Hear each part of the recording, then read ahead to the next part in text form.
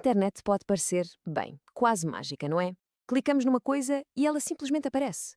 Mas, na verdade, por baixo de tudo isto, há regras, há componentes muito específicos. E é essa magia que vamos desmistificar hoje. Vamos construir uma rede de computadoras moderna, literalmente do zero, peça por peça. O objetivo? Perceber como é que esta canalização digital que nos liga a todos realmente funciona. Ok, então o nosso plano de trabalhos tem 5 fases-chave. Primeiro, lançar a base digital. Depois, conectar e segmentar tudo. A seguir, vamos automatizar e proteger. Quarto passo, adicionar a liberdade dos sem-fios. E, por fim, construir a pensar na resiliência, para que nada falhe. Vamos lá começar pela base de tudo. Muito bem, primeira fase, lançar a base digital. E o subtítulo diz tudo.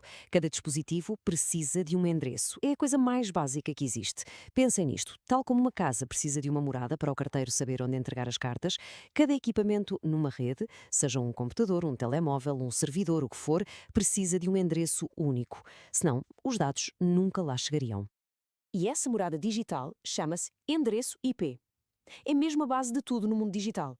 Sem o endereço IP, bem, a comunicação era impossível, seria o caos. Os dados seriam como cartas perdidas nos correios, sem saberem para onde ir. Agora, um passo crucial. Antes de ligarmos o único cabo, fazemos o trabalho de casa. Planeamos tudo numa tabela de endereçamento, como esta que estamos a ver. É literalmente a planta do arquiteto para a nossa rede. Mapeamos que dispositivo fica com que endereço. Isto garante que não há confusões, não há dois equipamentos com a mesma morada e que tudo fica organizado de uma forma que faz sentido. E depois do planeamento, vem a ação. É assim que damos vida à nossa planta. Com um comando simples, como este que está no ecrã, dizemos ao nosso router, o cérebro da operação: olha, o teu endereço é este. E pronto. É neste momento que o plano deixa de ser um documento e passa a ser uma realidade viva na rede. Ok, vamos à segunda parte. Conectar e segmentar. Basicamente, criar ordem a partir do caos. Agora que os nossos equipamentos já têm morada, o desafio é gerir o trânsito entre eles.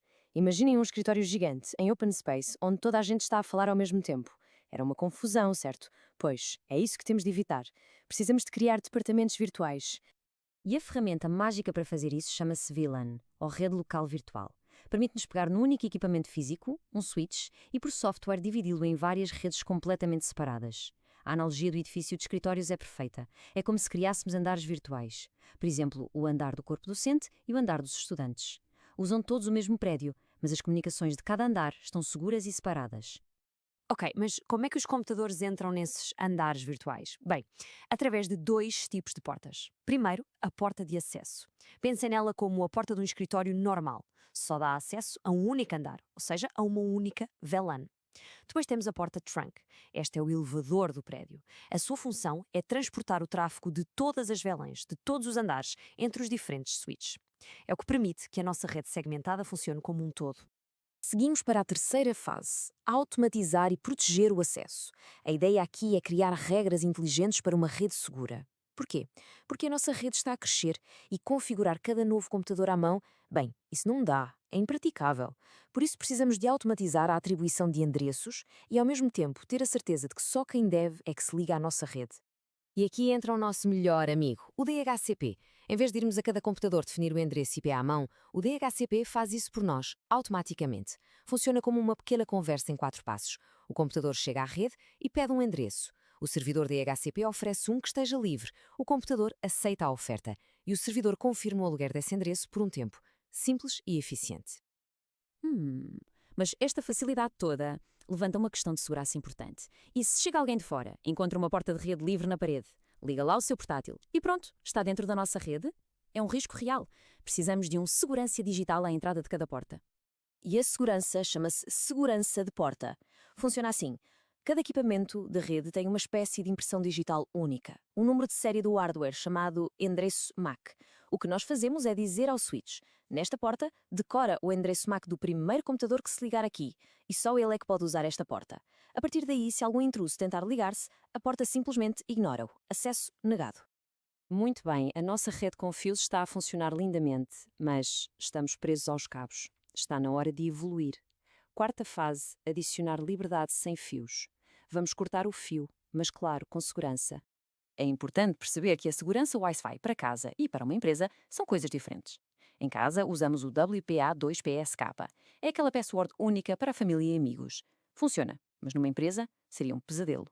A solução profissional é o WPA2 Enterprise. Aqui, cada pessoa tem o seu próprio utilizador e password verificados por um servidor central. Isto dá-nos um controle total sobre quem acede à rede e quando. Chegamos à nossa última grande fase: construir para a resiliência. Ou seja, planear para quando as coisas correm mal. Porque a nossa rede já é funcional e segura, mas e se um cabo for cortado? E se um equipamento avariar? Uma rede a sério não pode simplesmente ir abaixo. Tem de aguentar o impacto. E isto leva-nos a um paradoxo um bocado estranho. Para ter uma rede mais robusta, adicionamos caminhos alternativos. Lógico, certo?